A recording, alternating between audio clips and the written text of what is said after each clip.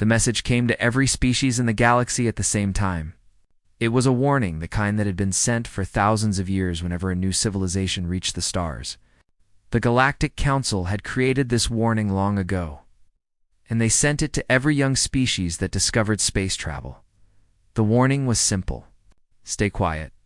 Keep your minds dim. Do not let your thoughts shine too bright in the darkness between stars. Because something lives there. Something hungry. Something old. They called them the Devourers. Commander Lisa Grant stood on the bridge of the Earth vessel, starbound, and read the message 3 times.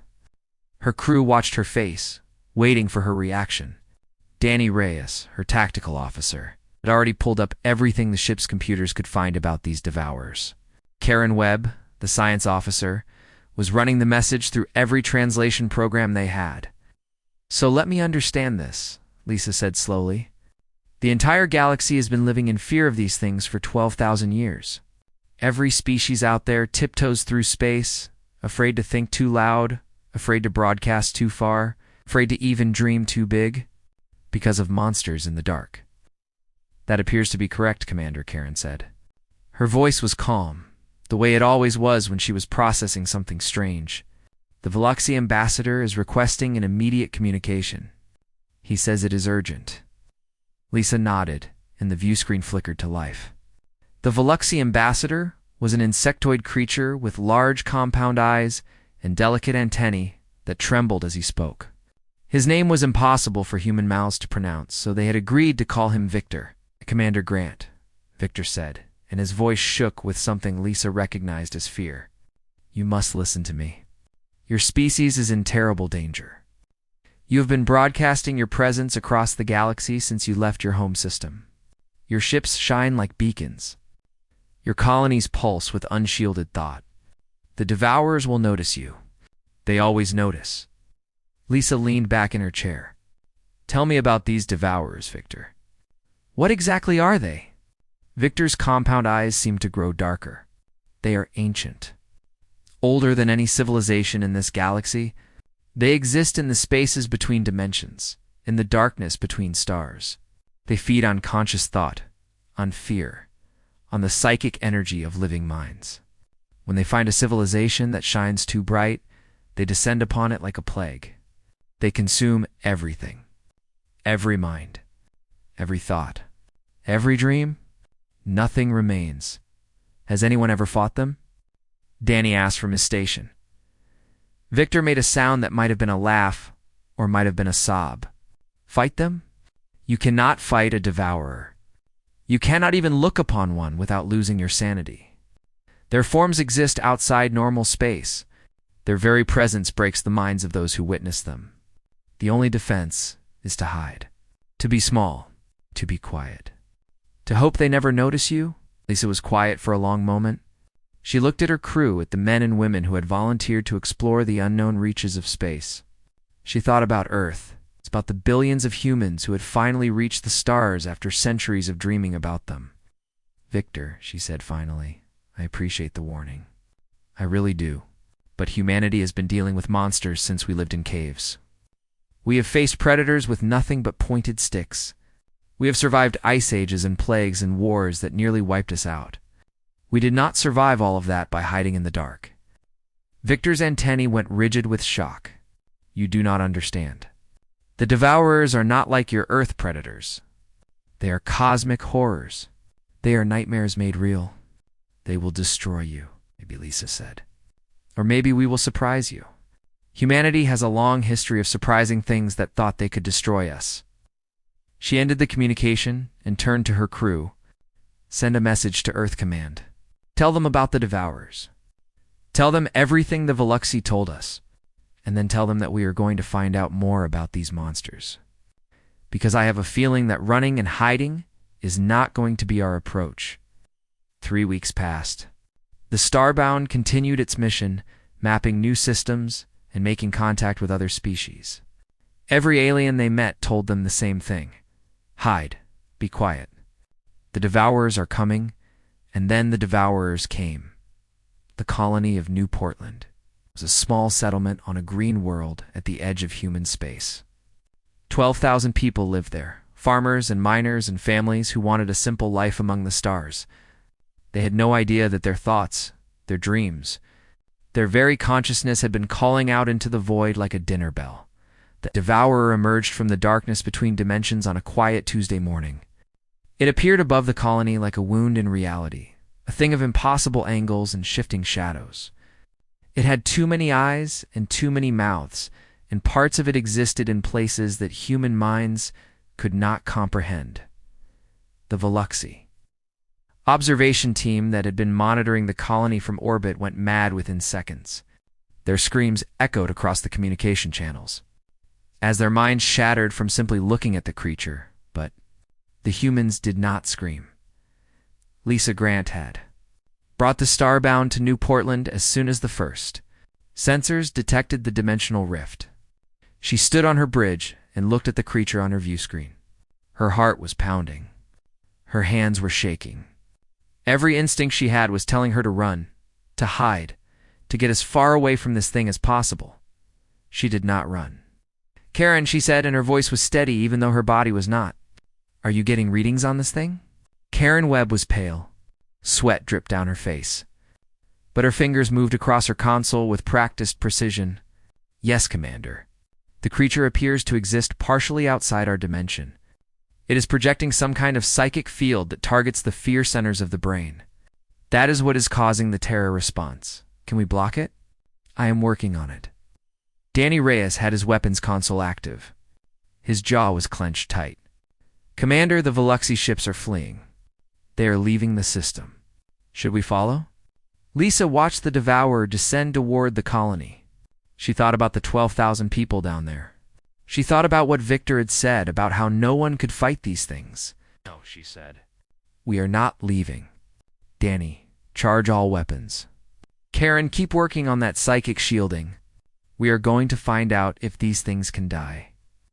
The Starbound moved toward the monster, a single small ship against a nightmare from beyond the stars. Every species watching from the edges of the system expected to see them destroyed in moments. Instead, they saw something that would change the galaxy forever. They saw humans fight back. The battle above New Portland lasted for 6 hours. The Starbound fired every weapon it had at the devourer. Missiles exploded against its shifting form. Energy beams cut through parts of its body that flickered in and out of existence. Nothing seemed to hurt it, but nothing seemed to destroy the Starbound either. The creature was confused. In all its ancient existence, it had never encountered prey that did not flee. It had never faced a species that looked upon its terrible form and responded with violence instead of terror. The fear was there. It could taste it in the minds of the humans, but they kept fighting anyway. They kept pushing forward, even as their minds screamed at them to run by the third hour. Karen Webb had figured out how to partially block the psychic terror field. It was not perfect. The crew still felt the fear, still had to fight against the urge to collapse into madness. But they could function. They could think. They could fight by the 5th hour. They had discovered something important. The devourer could be hurt. Not by normal weapons, but by a specific frequency of energy that disrupted its dimensional anchoring. Danny Reyes had found it by accident, adjusting the ship's shields to better block the psychic attacks. The energy feedback had caused the creature to recoil in what might have been pain. By the 6th hour, the devourer retreated. It did not flee in fear. It was not defeated, but it pulled back, confused and uncertain, trying to understand what had just happened. In 12,000 years, no prey had ever made it retreat. Lisa Grant collapsed into her command chair as the creature faded back into the darkness between dimensions. Her entire body was shaking. Her mind felt like it had been scraped raw. But she was smiling. "Give me a channel to Earth command," she said. "And someone get me some coffee. We have a lot of work to do." The news spread across the galaxy like fire. Humanity had faced a devourer and survived. Not just survived, but fought back. The Galactic Council demanded explanations. The Veluxi ambassador requested an immediate meeting. Every species that had spent thousands of years hiding in the dark wanted to know how the humans had done it. 6 months later, The research station designated Nightmare 1 was completed in orbit around Earth's moon. It was the most secure facility humanity had ever built, designed to contain things that should not exist. And in its central chamber, held in place by energy fields that Karen Webb had spent months perfecting, was a devourer. They had captured it alive. Dr. Paul Martinez was the lead researcher on the project. He was a short man with thick glasses and a calm demeanor that never seemed to change, no matter what he was looking at. He had spent his career studying the most dangerous predators on Earth, from great white sharks to venomous snakes to the microscopic parasites that killed millions every year. The devourer was just another predator to him. A very strange one, but a predator nonetheless. The fear response it generates is fascinating, he said during one of his many reports to the Oversight Committee. It targets the amygdala directly, bypassing all our normal sensory systems. Pure terror, injected straight into the brain. Most species would be completely overwhelmed by it. They would lose all ability to think rationally. But not humans? Asked Admiral Chris Boyle, the military liaison to the project. Paul shook his head. Humans are different. We evolved on a planet full of things that wanted to eat us. Our ancestors had to function through fear every single day just to survive. We developed the ability to feel terror and still act.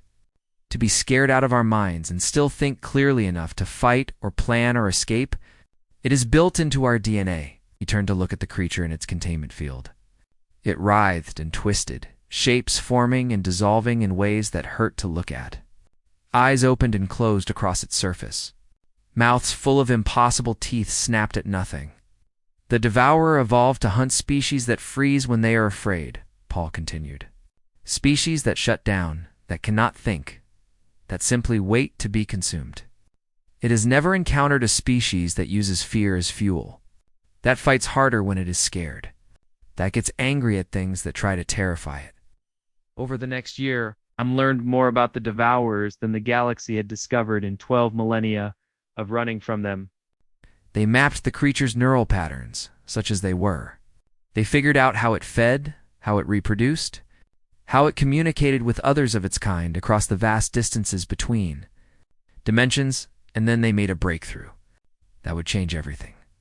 They learned how to talk to it. The devourers were not mindless beasts. They were intelligent in their own alien way. They had thoughts and desires, and something that might have been emotions. They had simply never had any reason to communicate with their food before.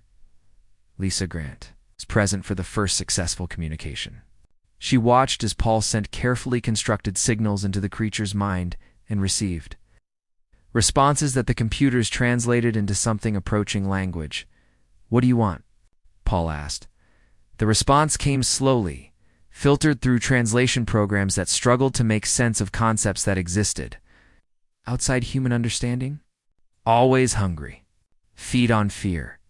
Feed on minds. Feed on the bright lights in the darkness. Why do you hunt us? Lisa asked. You shine? You think? You dream. So bright. So loud. Cannot ignore. Must feed. Paul leaned forward, his eyes bright with curiosity. What if we could give you what you need without you having to hunt us? What if we could work together? The devourer was silent for a long moment. Its form shifted and churned as it processed this completely alien concept. Together? Prey and predator? Not possible. On our world, Lisa said, we have taken wolves and turned them into dogs. We have taken wild horses and made them our partners. We have tamed every predator we ever encountered. Why should you be any different? The creature had no response to that. But it did not attack. It did not try to flee. It simply watched them with its countless eyes, trying to understand these strange small creatures that refused to act like prey. The training began the next day. It was slow work, dangerous work. 3 researchers died in the first month when the containment fields fluctuated and the creature lashed out. But humanity had not gotten this far by giving up when things got hard. They adjusted their methods. They learned from their mistakes. They kept pushing forward. By the end of the second year, the devourer responded to commands. Simple ones at first. Move here. Stop there. Do not feed on that mind. But it was learning. It was adapting. And somewhere in its ancient alien consciousness was beginning to understand that these small, fragile creatures were not prey. They were something new. Something it had never encountered before. They were masters. The Zephyrini were a proud species. They had ruled their corner of the galaxy for 3,000 years, conquering every civilization they encountered and adding them to their empire. They were tall and powerful, with scaled skin and claws that could tear through metal.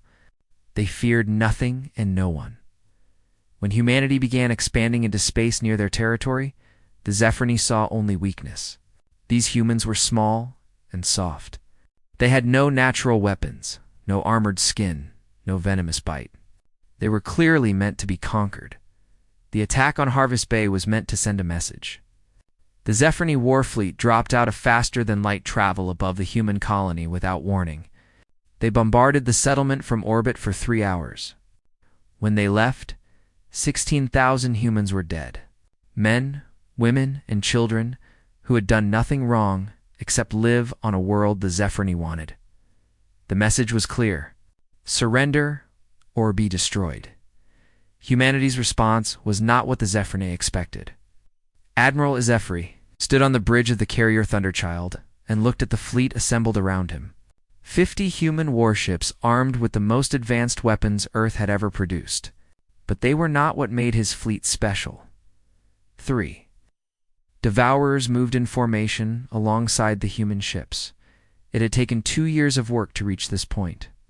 2 years of training and conditioning, and building the specialized control ships that allowed human pilots to bond with the creatures. The pilots had to be carefully selected. They needed strong minds, iron wills, and the ability to remain calm while connected to a being of pure nightmare. Lieutenant Nina Torres was one of those pilots. She sat in the control chair of her ship, the small vessel that served as the anchor point for Devourer 2. Her mind was linked to the creature through a neural interface that Paul Martinez had designed. She could feel its hunger, its ancient alien thoughts, its desire to feed on the bright minds around it. She could also control it. Devourer Squadron reporting ready. Admiral, she said through the communication channel. Her voice was calm and steady, though sweat dripped down her face from the effort of maintaining the link. Awaiting your orders, Chris nodded slowly. He had seen footage of what the Zephyrini had done to Harvest Bay. He had watched the recordings of children running and screaming as fire fell from the sky. He had attended the memorial services for 16,000 innocent people. All ships, he said, prepare for faster-than-light jump. We are going to pay the Zephyrini a visit. The Zephyrini war fleet was gathered in the Casper system, celebrating their easy victory over the weak humans. Their commander, a massive scaled warrior named Vorthok, was planning his next attack when his sensors detected the incoming ships. Humans, he growled with contempt. They come to surrender. Open a communication channel. I want to hear them beg. The channel opened, but there was no begging. Admiral Boyle's face appeared on Vorthak's screen, and his expression was cold and hard. Vorthak of the Zephyrini, Chris said. You attacked a peaceful human colony. You murdered 16,000 innocent people. I am here to deliver our response. Vorthok laughed. Your response? You bring 50 ships against our 200. You humans are even more foolish than I thought. We will crush you like insects and add your worlds to our empire. Chris smiled, but there was no warmth in it. I did not just bring ships. He gave the signal, and the devourers emerged from the darkness. Vorthak's laugh died in his throat as 3 nightmares from beyond. Reality appeared in his sensor display. His crew began to scream as the psychic terror field washed over them. Soldiers who had never known fear in their lives fell to the deck, clutching their heads and weeping. Some went mad instantly, their minds unable to process what they were seeing. What are those things? Vorthok demanded, fighting against the terror that clawed at his own mind. What have you done? We tamed them, Chris said simply. Nina, you may begin. Lieutenant Nina Torres felt the hunger of Devourer 2 through their link. The creature wanted to feed. It could taste the fear of the Zephyrini, bright and delicious, flooding the space around them. She gave it permission. The Devourer descended on the Zephyrini fleet like a wolf among sheep. It moved through ships as if they were not there, its form passing through holes and bulkheads without slowing. Everywhere it went, it fed. Soldiers collapsed as their minds were drained. Some died instantly. Others lived but would never recover, their consciousness torn apart and consumed. The other two Devourers joined the attack, guided by their bonded pilots. The human warships followed, their weapons finishing off the Zephyrini vessels that the creatures left crippled and drifting. Vorthok tried to rally his fleet, Earth Fae, but there was nothing to rally. His soldiers could not fight. They could not think. They could only feel terror beyond anything they had ever imagined. In his final moments, Vorthok managed to send a transmission to the Galactic Council. His voice was broken, his pride shattered, his mind barely holding together. "The humans," he gasped. "They have tamed the nightmares. They have made the Devourers their weapons. The universe must know. The humans are not prey. They are something far worse." The transmission cut off as Devourer 2 found his ship. The Battle of Casper lasted less than an hour. When it was over, the Zephyrini war fleet no longer existed. 200 ships, reduced to drifting wreckage and crews of mindless shells. The human fleet had not lost a single vessel. Nina Torres slumped in her control chair as she released the link with Devourer 2. She was exhausted, drained from the effort of directing the creature, but there was also something else. A feeling of satisfaction that seemed to come from the creature itself. It had fed well, and it had pleased its master. "Good job," she whispered, and she could feel the Devourer's response. Not words, but a feeling, contentment, belonging, something that might have been loyalty. The news of the battle spread across the galaxy within days. Every species learned what had happened at Casper. They learned that humanity had not just survived the Devourers, they had turned them into weapons. They had used the galaxy's greatest nightmare to destroy an enemy. Fleet without losing a single ship, the Galactic Council called an emergency session. Ambassadors from 100 species demanded answers. How had the humans done this? What did it mean for the future? Were they now the most dangerous species in the galaxy? But the question that no one dared to ask out loud was the one that kept them all awake at night. What else were the humans planning to tame? The moon called Erebus was a dead world circling a dying star at the edge of known space. Nothing lived there. Nothing had ever lived there.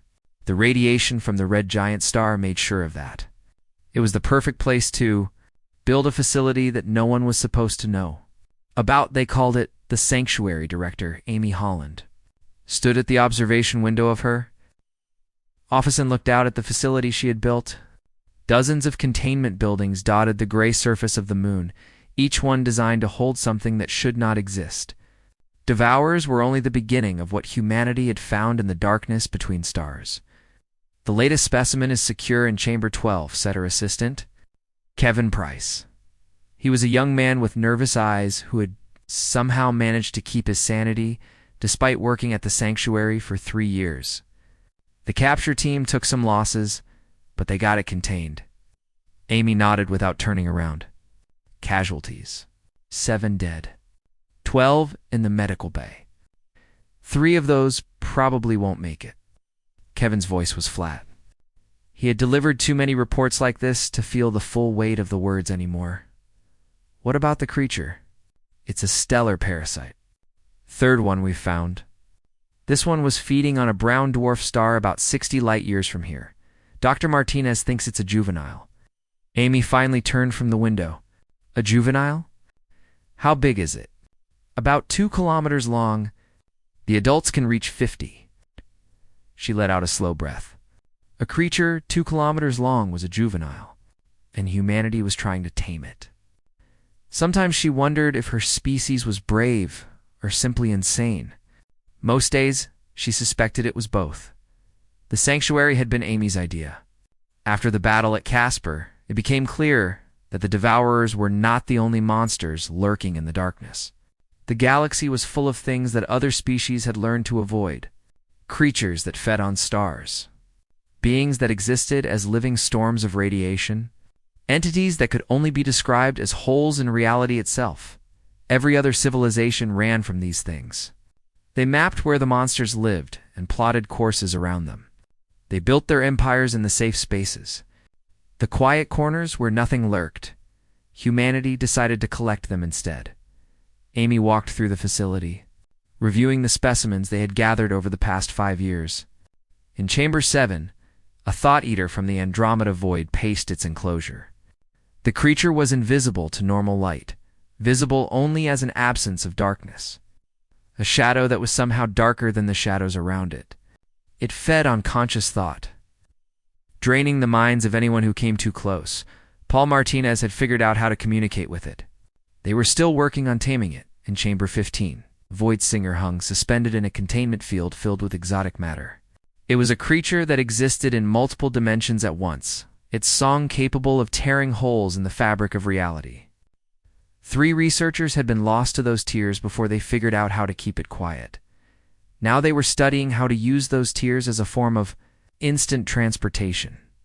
In Chamber 20, something that had no name yet sat in perfect stillness. They had found it floating in the space between galaxies, a ball of living metal that seemed to absorb all energy that touched it. It had been dormant when they captured it. No one knew what would happen when it woke up. They were trying to figure that out before it did. Director Kevin said, catching up to her as she walked. The Maloki delegation is requesting another meeting. They want to know how we do it. Amy smiled thinly. The Maloki were an old species, one of the founding members of the Galactic Council. They had spent 10,000 years building a civilization based on caution and hiding. Now they wanted to know humanity's secret. Tell them what we always tell them, she said. Humanity spent millions of years as prey. We learned that the only way to survive was to become the thing predators fear. We looked into the abyss, and we didn't blink. Eventually, the abyss got uncomfortable and looked away. They won't accept that answer. Then they won't understand the truth. Amy stopped at a window overlooking Chamber 12, where the juvenile stellar parasite coiled around an artificial sun they had built for it. Every species in this galaxy evolved to avoid danger. When they saw something scary, they ran. When they found something dangerous, they stayed away. That's a perfectly reasonable survival strategy. She watched the creature feed, its massive form pulsing with absorbed energy. Humans evolved differently. When we saw something scary, we wanted to know more about it. When we found something dangerous, we tried to figure out how to use it. We didn't run from predators. We hunted them. We didn't hide from fire. We tamed it. We didn't fear the atom. We split it open and used it to power our cities. So you're saying humans are just built differently, Kevin said. I'm saying that fear makes most species freeze. Fear makes humans angry. And angry humans have a very long history of conquering the things that scared them. The communication system in her office chimed with an incoming priority message. Amy returned to her desk and opened it. The face that appeared on her screen was Dr. Paul Martinez, calling from the research station on Earth. Amy, he said, and there was an edge of excitement in his usually calm voice. We found something. Something big. What is it? The Devourers are afraid of something. Amy felt a chill run down her spine. The Devourers were ancient cosmic horrors that had terrorized the galaxy for eons. The idea that there was something that scared them was almost too much to process. What do you mean they're afraid? She asked. We've been deepening our communication with Devourer Prime, the original specimen. It's been telling us things. Things about where it came from, how it evolved, what it remembers from before. And it keeps mentioning something. Something older. Something that exists in the spaces between the spaces, in the dimensions behind the dimensions. Another predator? Paul nodded slowly. The Devourers feed on conscious thought. But there's something out there that feeds on them. Something that hunts them the way they hunt us. They call it the Sleeper. And according to Devourer Prime, it's been dormant for millions of years. Amy stared at the screen. And let me guess. You think it's waking up? Our instruments have been picking up strange readings from outside the galaxy. Energy signatures that match what the Devourer describes. Whatever the sleeper is, I think it's starting to stir. A normal species would have been terrified by this news. A normal species would have started making plans to run, to hide, to find somewhere the sleeper would never find them. Amy Holland smiled. Start gathering data, she said. Everything the Devourer can tell us about this sleeper. I want to know what it is, where it is, and how it works. And Paul, yes? Start building a trap. If there's something out there that scares the Devourers, I want to meet it. She ended the communication and turned to look out the window at the moon's gray surface. Somewhere out there, something ancient and terrible was waking up. Something that had hunted the hunters. Something that made nightmares afraid, and humanity was going to try to tame it. Because that was what humans did. 10 years had passed since humanity first encountered the Devourers. 10 years since a single ship called the Starbound had refused to run from a cosmic nightmare. 10 years since everything changed. The Galactic Council Chamber was the largest enclosed space in known civilization. It had been built to hold representatives from 1,000 species, each with their own section designed to accommodate their unique biology. Today, every seat was filled. Every eye, every sensor, every form of perception was focused on the human delegation at the center of the chamber. Ambassador Henry Cole stood at the speaking platform. Looking out at the assembled representatives, he was a tall man with gray hair and calm eyes that had seen more than most beings would imagine. He had been present at the Battle of Casper. He had visited the sanctuary. He had looked upon things that would have driven most species mad, and he had not flinched. Thank you for allowing me to address this assembly, he began. I know that many of you are afraid. I know that the events of the past decade have challenged everything you believed about the universe and your place in it. I know that when you look at humanity, you see something that confuses and frightens you. He paused, letting his words settle over the crowd. The chamber was utterly silent. For 12,000 years, your civilizations have lived by a simple rule. Stay quiet. Stay hidden. Do not attract the attention of the things that lurk in darkness. This strategy kept you alive, and I do not criticize you for following it. Survival is the first priority of any species. Henry walked to the edge of the platform, his hands clasped behind his back. But survival is not the same as living. For 12 millennia, you have built your civilizations in the shadows.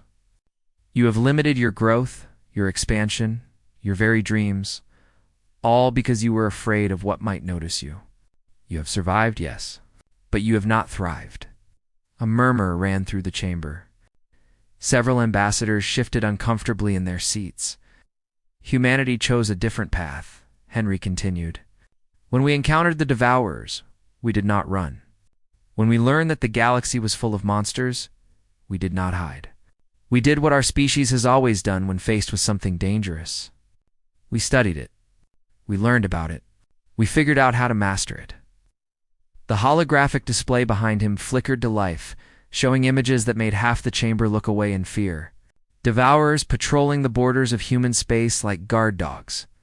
Thought eaters repurposed as communication relays. Their ability to transmit thoughts across dimensions now used for instant messaging between star systems. Stellar parasites, their appetite for energy directed toward cleaning up the radiation from dying stars. We offer you a different future, Henry said. Not freedom from monsters, but mastery over them. Not darkness, but the light of understanding. The galaxy does not have to be a place of fear. It can be a place of wonder. The Veluxy ambassador rose from his seat. It was Victor, the same insectoid diplomat who had first warned humanity about the Devourers all those years ago. His compound eyes were fixed on Henry with an intensity that was almost painful.